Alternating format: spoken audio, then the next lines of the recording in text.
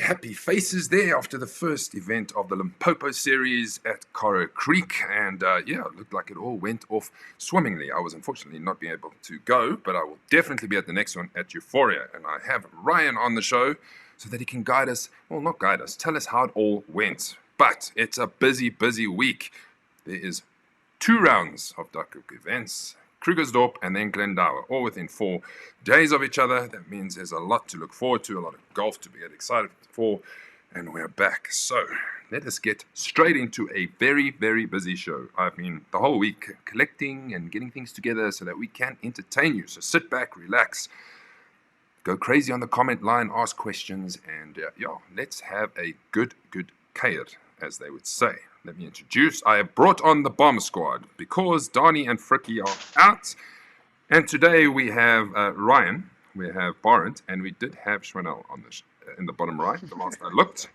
So I'm hoping that she will pop up again, or did her phone die? I do not know. Let's hope so. Let's just do quick hellos. Ryan, hello. How are you?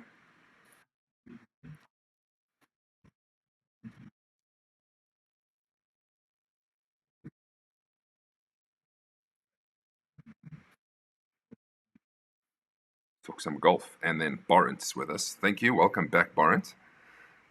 Thank you very much, Maz. I'm really so excited to be on the show again, and especially looking forward to the next 2 events, Krugersdorp and Glendower. I'm still looking for a game at Glendower, so hopefully that works out. But yeah, really looking forward to it and excited to be on the show again. Awesome. Well, I hope everybody can hear everybody. While we are talking, I'll try and get Shawnelle back on the line. I'll just give it a few seconds. Ryan, let's start with you, right? So we had Coral Creek this past Sunday. We had many of the Joburg boys there. And how did it all unfold? Was it a good day? How was the course? From the video that I just played, it sounded like there was a lot of wind.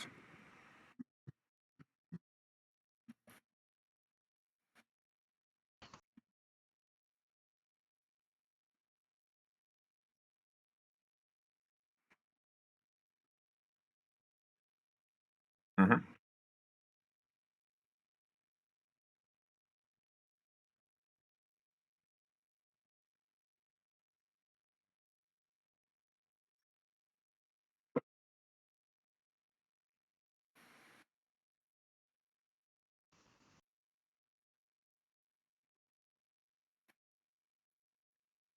Hmm.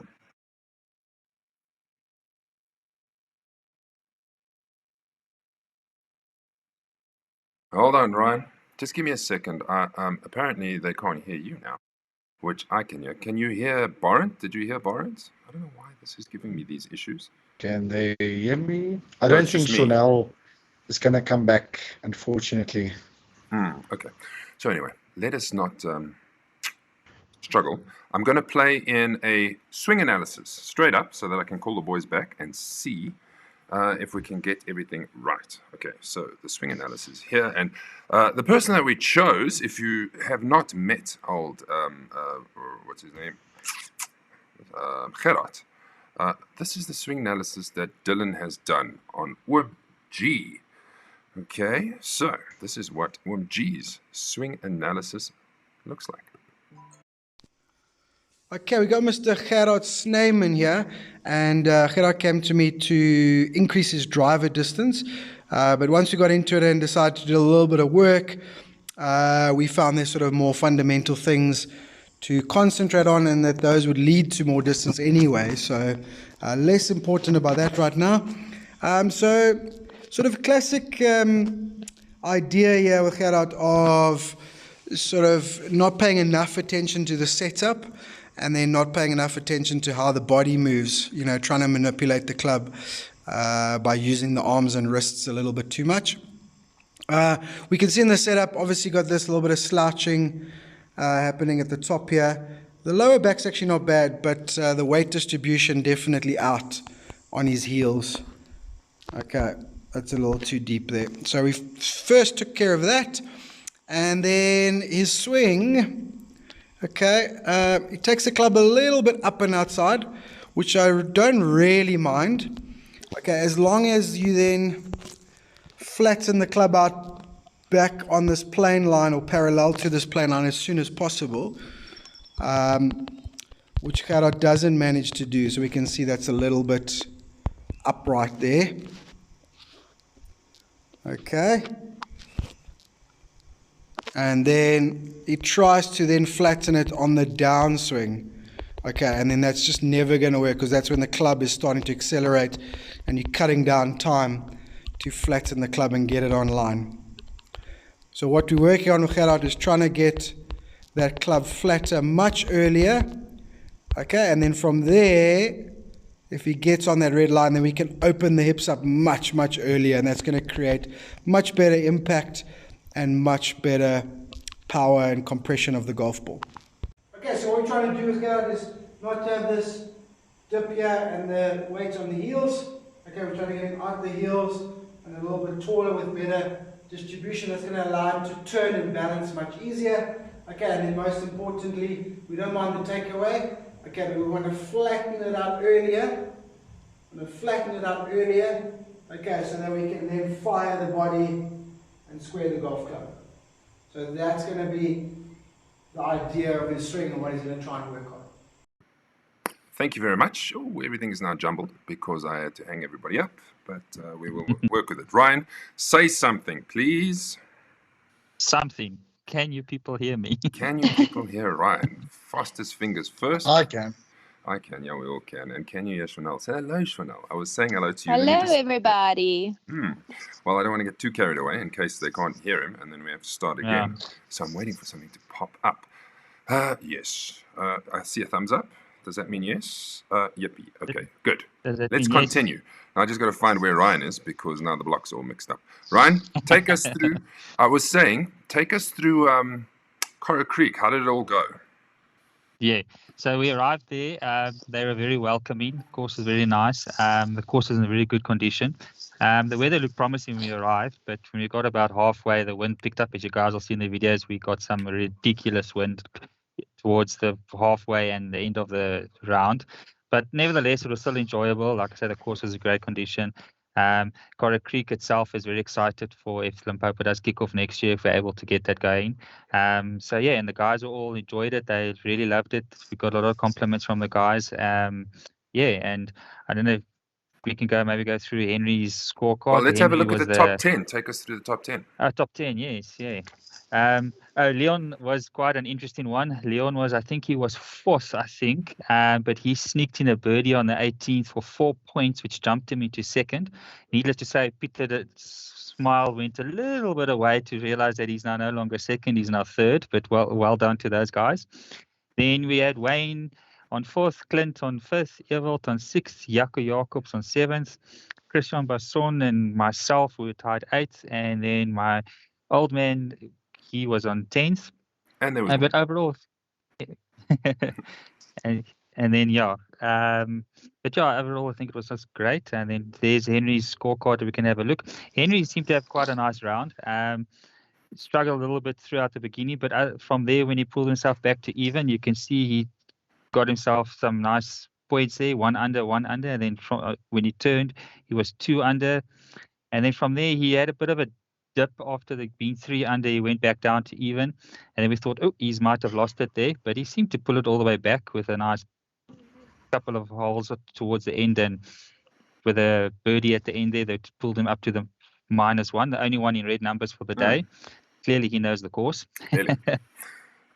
Yeah, and nice to have him in the winner's circle. I don't think he has won anything up to this stage. And there's the rest. There's the top 3. Henry, the top 3. Head and shoulders above the rest. Leon and Peter Prinsloo. Yeah, I must just say, Peter decided to jump on that side of the guys because the ground seemed to be a bit higher there for him, so his height will be a bit better against the guys.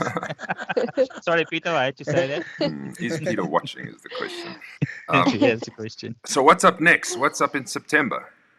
So September the 18th, we've got Euphoria there. You guys will see it's available to book already on the app. What's nice about Euphoria is for the price that you pay there, you get halfway included and carts are included. They're also giving us a once tee start. So I think it's going to be a bit exciting, and I actually reckon we're going to get quite a few more people. So yeah, spread the word, and guys, please join. Yeah, you're going to enjoy it. 100%. Spread the word, and let's keep on growing that. Okay, everybody's there. Shawnelle, let's get to you. Hello. Now that Ryan has Yes. said these things, how is life? How is life of a professional golfer? Life's pretty good, except, I'm taking milkshakes from Barent all day, every day, basically. Nice. um, but yeah, otherwise it's pretty good. We played Sun City beginning of the month, which didn't really go too well. But win some, lose some, I guess. And then my next one is next week at Highland Gate for the Vodacom of Origins. Awesome. So really looking forward to that. Great. And then the other coup is that you are joining us at Krugersdorp on Thursday, and Barent and yourself are telling me that you played Krugersdorp and you have a lot to say about it. No, actually, we don't have a lot to say about it. Okay. There's nothing wrong with the course. It's just plain difficult. Continue. Yeah. No, the course is actually looking really, really nice. Quite firm. Greens are very, very fast. Ask Barent. Except he left one short on 18, which we don't know how, but okay. You got any comments there, Barent? Yeah, I must say, yes, it was my second time playing the course. So, I mean, for this coming Thursday, I really am looking forward to it. It's really a course that I think you need to learn how to play it, and it's difficult. Like Shawnelle said, the course is playing very firm. The greens are firm and fast. Firm and fast. I saw 3 putts like hell, but it's not scary at all. I think if you leave yourself at the correct places, if you know the course, I think it will definitely it will benefit you for the day. But I definitely think it's a good challenge. I did manage to scrape a milkshake from Dani and Shawnelle, so which is very nice, obviously. And obviously, other than that, I really am looking forward to tomorrow morning.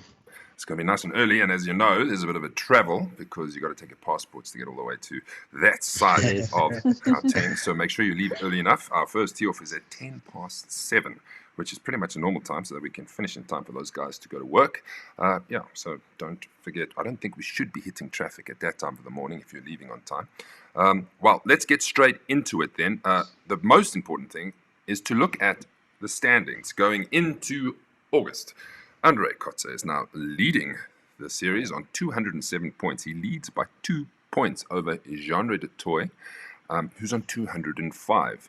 Genre was busy leading up until August, and then things changed a bit around. Dani is now third on 202. Hansia Mann on fourth, 201. Simon's on 198, just short of the 200 mark. And there you are, Barent. You've been having a lot of good finishes in the Thursday series, so it's pushing your points all the way up. But as you can see, he has missed one, so he can't really falter anymore. Fricky Stain, marked by Joe. Jamie Sherry, who won at Blue Valley, and then Grant now wraps up the top 10. And if you want to see where you stand in the actual standings, it's on the website. Go Thursday series, and everybody will be there. Okay, well, we kind of started the breakdown. Let's just give you some info on Krugersdorp, ranked 74th in South Africa. It's 6,477 meters. First and second hole are par fives. It doesn't happen too often. The question I have with that is, what other courses that you know of have back-to-back par fives? There are quite a few. First club to have bent rock greens, apparently. That is interesting. Okay, so there we go. We started breaking down, say it's fast. But looking at the course, I looked through the videos and the flyers, and you realize what a good course it actually is. What a great layout. You really, Yes. The scores aren't really low. I think last year ended on -1 with 2 guys tying, and unfortunately I missed out on the count back. So I'm hoping for another good round. But the scores aren't generally low there. So let's have a prediction first of all, seeing that you, I think Shawnelle mentioned a -10 somewhere. No, +10. Plus 10. I was going to say -10, please, not again. Yeah. So, score Imagine. predictions. What do you think, Shawnelle? +2, +2, as much as that. Okay. Barent? maybe. I had an amazing first 9 and then a horrible second 9. So I honestly think -2 or so. I don't think it's going to be higher than that. I honestly think -2 is going to be should give you the win, in my opinion. There we go. Well, there's guys on the chat line is also giving their predictions. Sorry, I haven't said hello yet. technical things to sort out. And that was what I was looking out for somebody to say, I can't hear someone, so I can go, but it's all sorted, thank goodness. Guys watching, obviously, Wayne, Leon Oosthuizen, House of Boys, Ian Holtzhausen's watching, Rudolph is playing with us on Thursday. Donnie, there he is, watching probably with Cullum in hand, or sleeping. Louis says, evening all, hope you're having a pleasant evening. Well, we are now. That I can Now, yes. Devalt, also playing at Krugersdorp, is playing in a 2-ball with Fricky. I'll tell you now why. Kiro, it's the first time we're going to play together, if my memory serves me correctly. Welcome, Kiro. Let's see. Then there was the predictions. Hello, more. There's Jaco Groblas watching all the way from Canada. And Werner Lebowski says the bomb squad broke the show. Yes, probably. Maybe it's when Shawnelle disappeared, it broke the show. So we'll just blame her for now. Where was those predictions? The predictions. Oh, there's been Hansi says -3. Could be, you never know. It just takes one person to have a good round. Wayne, -2. And Grant also thinks -2. It could be. It could really be. And I see we've been deserted once again. So hopefully everything continues. But we will continue. Let's have a look at the field. And this is what I mean. This is the first tee. Ryan, you're off with PJ Aman playing in a sub-match because Carl van der Linden and Luki, as I mentioned last week when I was talking about the teams, they need to play a game. I don't care who they play. They have an opportunity to play and go through to the next round. So at least they're playing someone. So either you're going to make his day or not. So good luck with that, Ryan. That's all right. Up against Luki again. Up against Luke again. Then we've got Ian Holtzhausen and his mate voted with Johan van der Walt, and then Tony De Silva is joining us. Tyron Vickery, Frikkie Steyn, Hans-Hermann Rudolf Brunwick, and the rest of us. Donnie, you can see, is going off last, and he is playing off a 1 handicap. I'm looking at the handicaps, and Ryan, am I right in saying that the stroke rating's harder, or the course rating? So some of the handicaps are higher than expected. Yes. I noticed that as well. Okay, so we got some more shots to play with, so just play well. Let's have a look at the 10th tee. This is what I mean. Dierwald van Rensburg and Frikkie are now playing together because Frikkie was a lastminute.com, and we will accommodate as much as we can. So there is a 2-ball going off in the front of field. Good luck, Dierwald. Keegan, Tony, and Mark will be the 3-ball because Dierwald drops out of that one. Then there's 2 more team games. Jan and Yandre are also playing their final catch-up game, and they have Sepp and Wayne as their super subs. Then the first game of the actual round of 16 proper is Jason Ivans, Eddie Ivans, playing Leon Oosthuizen and Simon Meyer. So they will be the first result of the round of 16. So lots to look forward to. As I mentioned, just make sure you're in time, and then we can get it started. Who wants to take us through the pins? I'll do that. Go for it. So we've got par 3-6 sponsored by Friction there, and then we've got the par 4-9. That will be the closest to. That actually looks like a nice hole to do that on. Mm-hmm. And then the par 3-14 is the Golfer 8 sponsored closest to the pin there. Also a good hole that, I think. Yeah, all the par 3s are pretty cool, but the 6 is a hole that is very pretty, and it requires a very good shot in the end. And this is what the 6 hole looks like if you have played it before. It's got the water on the right. How do we go about playing this, Barnes? I think it's probably one of the most beautiful golf holes in Joburg, Mm-hmm. in my opinion. Yeah. Obviously, think bailouts on the left-hand side. Short, definitely. The green slopes from left to right, all the way back to the water. So I think keeping it left short is not a bad idea. And I think if you get it onto the green, it's a bonus. And if you get a birdie, a 3-pointer on the hole, I think it's definitely a shot on the field. Yeah, definitely a very good hole. I think it's about a 160, 170 shot. So I definitely think very good shot, very good hole. One of the best looking holes in Joburg. I'm really looking forward to tomorrow. I'm so excited. His lip syncing is unbelievable. He should be a ventriloquist. Lawrence, while you're frozen there, you play with a draw. Are you brave enough to draw it in over the water? Oh, no, it's totally gone. I am going to start it on there he the is. He's right back. edge of the green.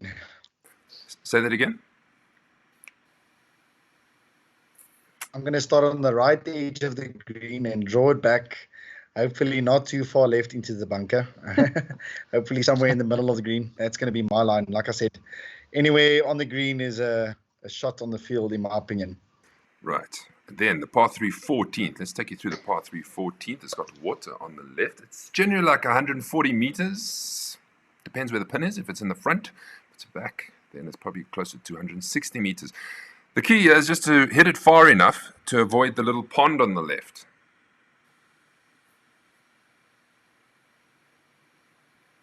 Joe, nobody wants to speak to me now. Have we lost everyone? I hit this one. I went a little bit long on this hole on Thursday last week. I literally went 2 meters long on this hole. The flag was at the back, and I ended up 60 meters over the green. Long is definitely not the way to go. Okay. I don't know about Shawnelle, what she would say, but no, I wasn't cold enough last week Thursday, so I decided to go swimming. Oh, did you? No, yes, I did. Byron, what's at the back? Just trees. Mm-hmm. It's actually not so bad.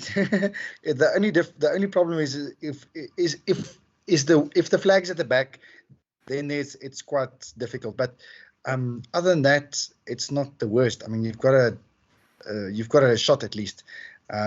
Water is obviously not the play, Shawnelle, but it's really not. There's a lot of missing areas on that green, but the water. It's really not. It's a tough hole, but I don't think it's particularly overly difficult, in my opinion. One of the features of Krugersdorp is that the 8th and the 17th are very similar. They kind of dogleg left. And the 9th and the 18th are also kind of similar, where they dogleg slightly on the right. If you take Tiger Line, you can get pretty close. I've got the 17th here.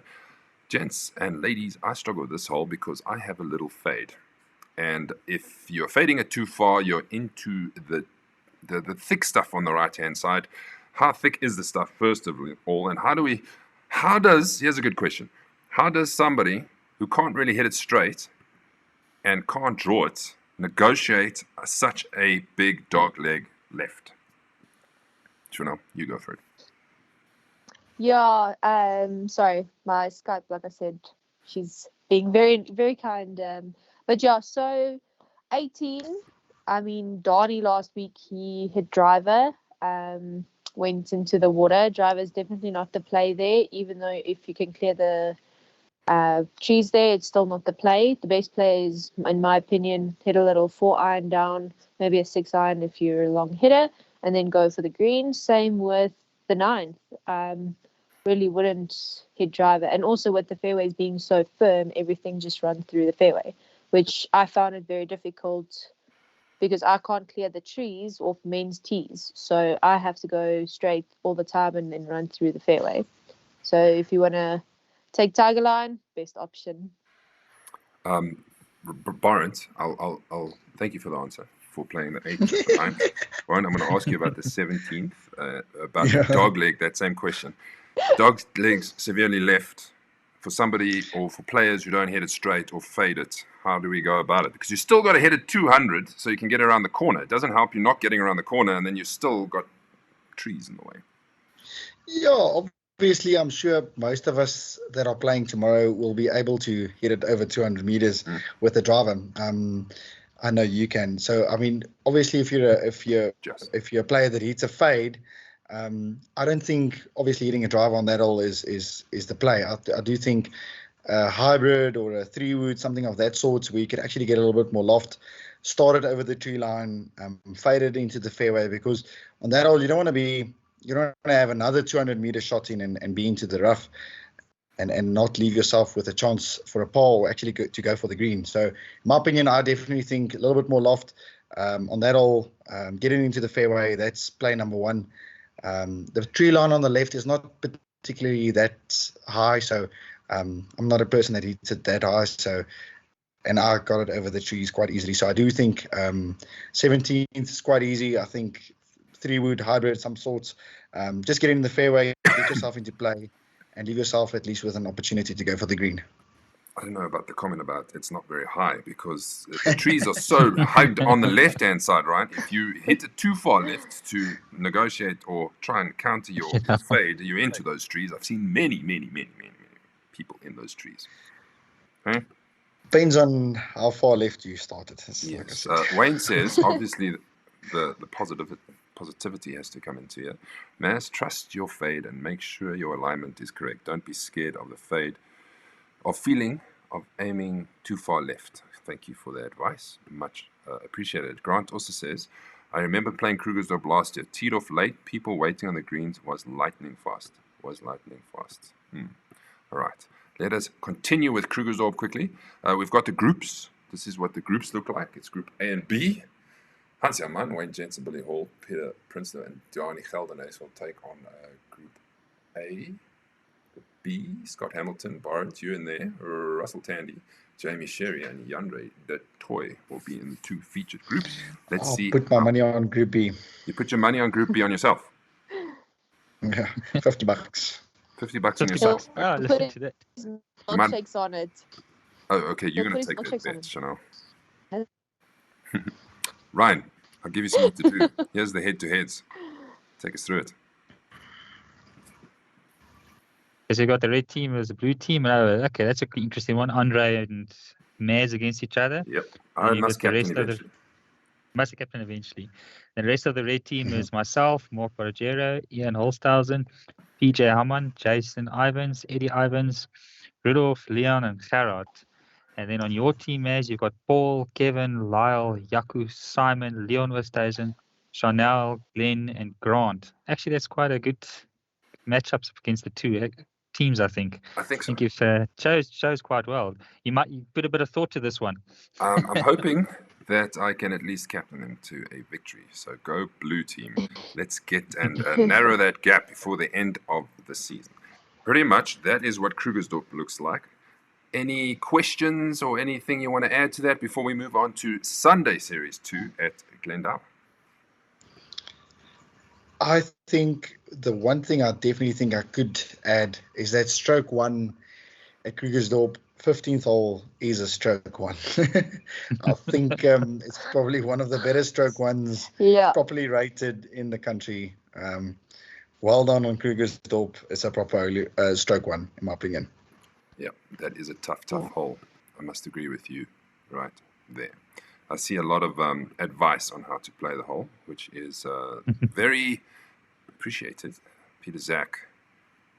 Aim left of the tree line and close your face slightly more than normal and just trust it. I think the key there is trust your swing. Don't pull out or if you don't commit, then you're most likely going to fade the crap out of it. Correct. That's how it works generally, if you don't commit. Moving on.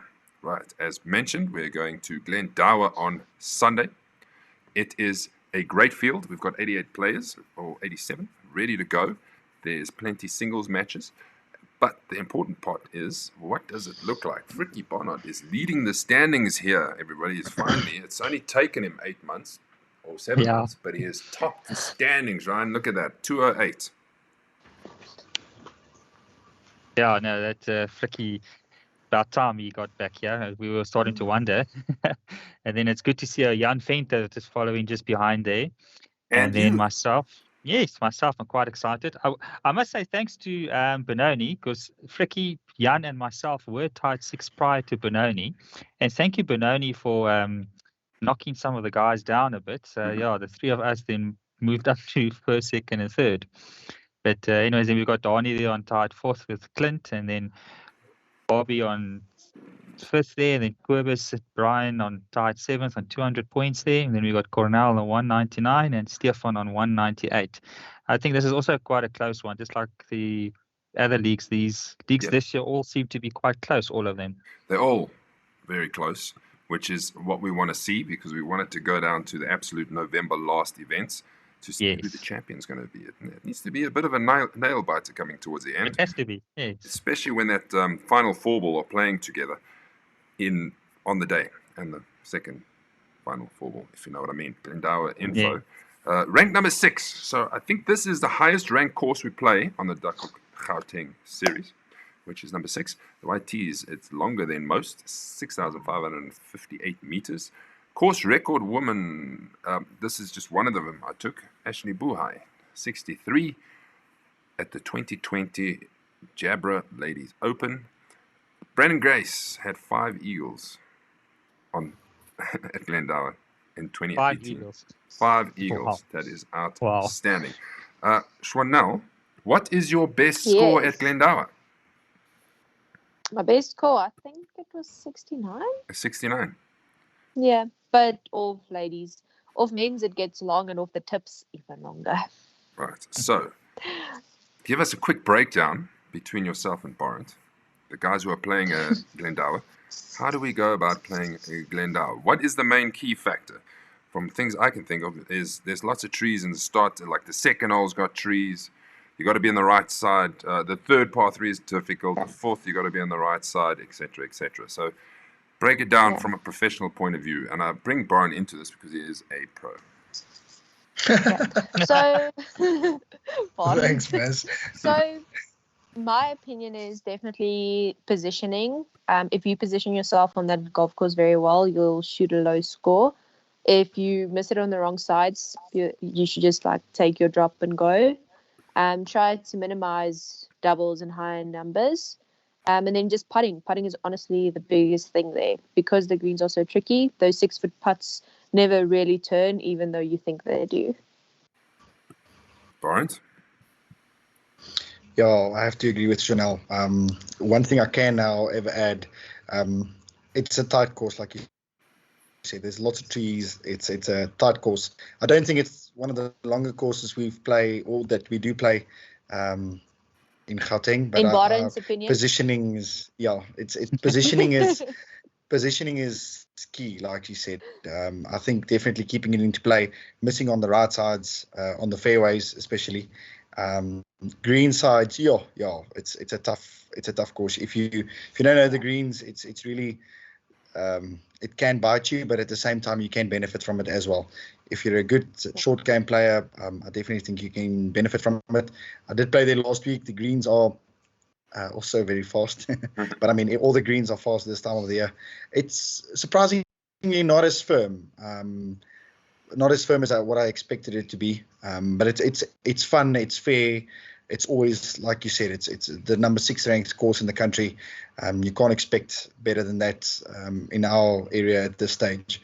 It's really a fun course, and I do think the scores will probably be a bit lower than Krugersdorp, for instance. But I do think, from a positioning type of play, I think it's probably going to be key. Am I right in saying that the guys who have a good long iron game at Glendower have a chance? Yes. Absolutely.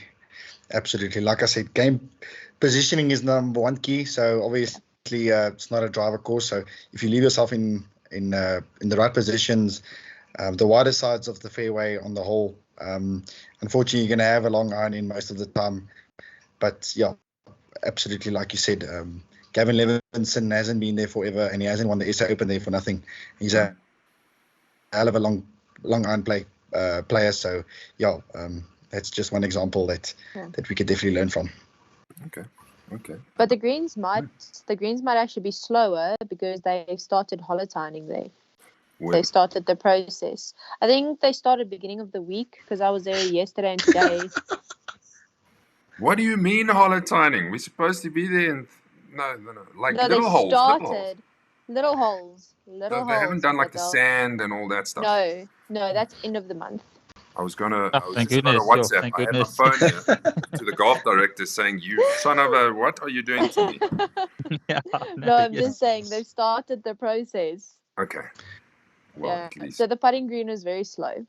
Okay, well, that might just confuse all of us, seeing that we've only been really putting on fast greens. Avner says, got a feeling the tattoo bet is going to be sealed on Sunday. Frickie always plays well at Glendower. Yeah, let's mention Frickie. He did win the Summer Cup there, and he generally plays well at Glendower, so that is one to look out for. If he wins, I'm going to have to pull up my socks and really try to get a victory. Maybe I beat him before at Krugersdorp, but let's not hold too many thumbs. Donnie, as said, stay out of the trees. Check. Stay away from the water. Check. And miss the greens on the less trouble side. Yeah, that's Thanks, normal Donnie. golf. Thanks. That's pretty much every course we play. It's like the question I ask people: how are you going to play today? How do you tackle the course? Hit fairways and hit greens. Sweet guy. We pretty much know that. Let's go to the pins quickly. The pins. The par 3 third, which is that challenging par 3, got to carry the water. Par 3 6 also got to carry the water. And then the slopes from the back to the front immensely. Then the par 3 17th, which is the long par 3 17th, will be the third of the closest to the pins. And then the 14th will be the closest in 2. Just trying to think, where the 14th now? Why did I select the 14th, Barent? Is that short? Just trying to quickly think, Tim. 14th, it's a beautiful hole. I think it's a very accessible hole for all golfers. Mm-hmm. Good golfers, bad golfers, long eaters, short eaters. It's got a good green, good placement. Bunkers are placed very nicely. I do think, honestly, I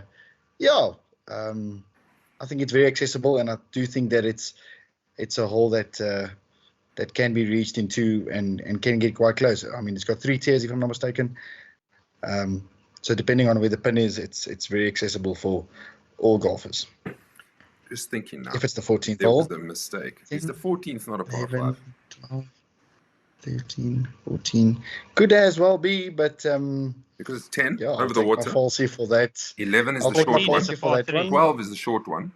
13 is the par 5. 14 is the par 3. Yes. I'll take my. I'm thinking of 16. My bad. I'll take my falsy as well. Probably meant to be the 11th because I know that is very, very short. So apologies. We will fix that. But Barent's on his own mission, as you heard. The 16th hole. That's what I was talking about. Okay. Thanks. Let's have a look at the tee sheet. The tee sheet looks as such. We start at 11:20. We need to Vickle.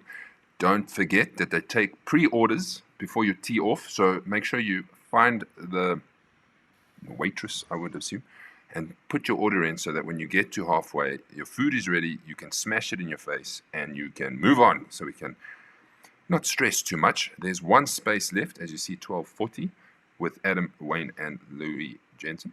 They will welcome anybody who wants to play with them. As I mentioned, a whole host of singles. Jason is playing Jan. Peter Princeman is playing Brian Owen. Granville Williams is playing Gerard Gerber. If we move on to the 10th tee, we'll see there's some more. Graham is playing Louis Jordan, and Ronnie Volhert is playing Robert Michael. This is great because once they all get done, we can whittle it down pretty quickly. But as you can see, a very, very full field. And Ryan, are you waiting for the results of Krugersdorp to do the handicaps? Yes, that's why there's no handicaps for Glendower yet. So I've got to have a fun-filled Friday or Saturday, and then get that all set up. Sure. So the player pack might be a bit late. Let's just it's probably be on Friday. Yeah. He wants to get it all in. Okay, not a problem. We know how busy it is, and then we've got at least a little bit of a break, and then we're back for September, where we move on to Wingate, where I hear it is fast as well. And that's just the way Wingate is. We always battle around there. That must be one of the hardest courses around. So now, would you agree with me? Wingate is tough. Yes, I do agree with you.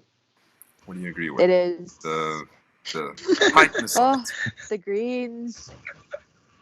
What? The tightness of the course? The greens? No, actually, more the greens. Mm-hmm. Definitely the greens. They are honestly so quick. And also, again, you need to be a good putter, I would say. Definitely. If your putting game is on that day, you've got a very good chance. And then Jackal Creek is the Thursday series in September.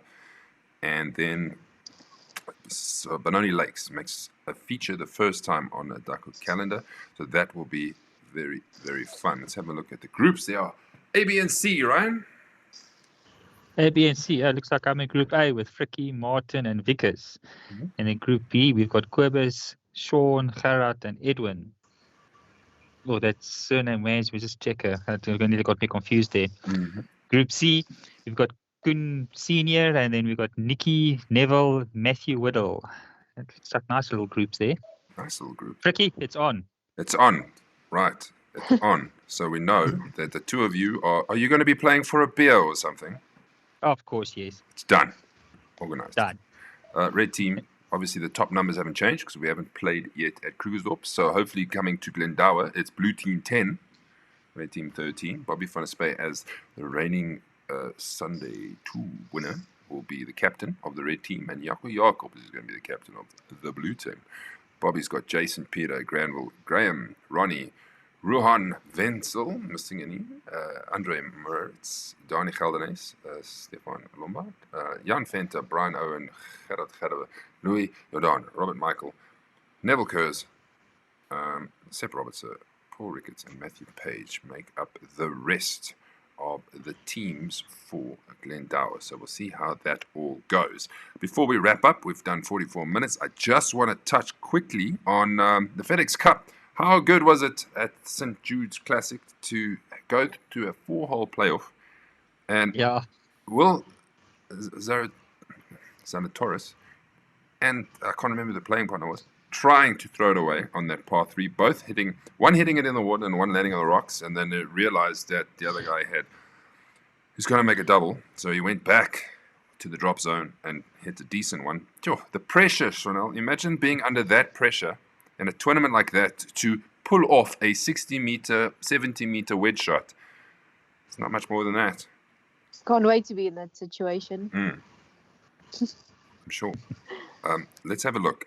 As we know, if you've been following Will Zalatoris, he'd had a whole host of run-up finishes. Look at that. 2001 Masters, 2022 Farmers Insurance, 22 PGA Championship, 22 US Open. Sure. Close many, many times, a whole host of top 5s, but finally it was great to see the emotion, especially when he made the putt to put himself in contention for the playoff, and then the other guy made the par, and then it went into a playoff. But well done to Will. It's going to be interesting how it all unfolds. That's not the one, but let's just remind you that the major champion will win a 2-night stay for 4 golfers, including Runner Golf at Champagne Sports Resort. Right, let me click on the right one. This one. He jumped from 12th in the rankings on the FedEx Cup to 1st, so he goes out in the lead. And then it's Scotty Scheffler, Cameron Smith, Sam Burns, Tony Finau, Xander Schauffele, Patrick Cantlay, who I'm sure would love to defend his FedEx Cup title from last year. Not quite on the same level as he was. Rory McIlroy, Justin Thomas, Sanjay Im, and Matt Patrick, Cameron Young. Lots to look forward to over the weekend if you're interested to see what happens in the PGA Tour. Let me quickly have a look at the chat line before we wrap it all up. Peter watched. He says both guys hit amazing shots under extreme pressures. And then Will is a real underdog coming from Grant. Will losing his previous 2 playoffs. This one must have been a nerve wreck. Yes, I would agree. So, like we were saying, imagine being in that situation where you've got a 60-meter chip over water, over bunker, need to put it close so you can make a par to win these type of things. Oh, I don't know if I can manage. Just hit. Because you go over, it's water. If you go right, it's water. If you go left, well, you go long.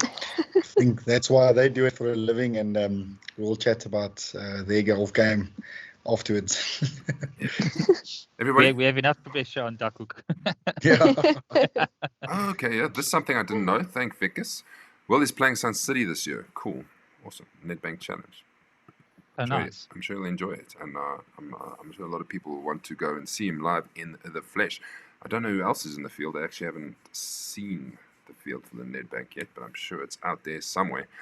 That's it from me, boys. Thank you, Shawnelle, for joining us. We'll see you tomorrow, taking on the boys. But Perfect. this time, last time you played at Parkview, did you play off the whites or did you play off the ladies? Ladies. You played the ladies. So you're playing Yeah. again off the ladies at Krugersdorp. So good No, luck. playing off blues. Blues. Yeah. Sorry, not the ladies. I did tell Ryan blue. I was just thinking, what did I tell Ryan now? Yeah. Did You tell did him tell blue, me so you're blue, playing with yes, you did seniors. tell me. Barent, we'll see you nice and early. Don't forget my golf raid. That's all I can No say. worries. All good. Uh, Got it all. Thanks for watching, everybody. And we will be back next week because Wednesday we have to review Krugersdorp and Glendower. So there's plenty to talk about. And then we start heading towards the Challenge 500. If you still haven't booked for that, do it. Cool. Do it now. Wave, everybody. Let's say goodbye. Cheers. Thanks for joining us. Bye-bye. And if you missed the opening earlier, well, here it is again.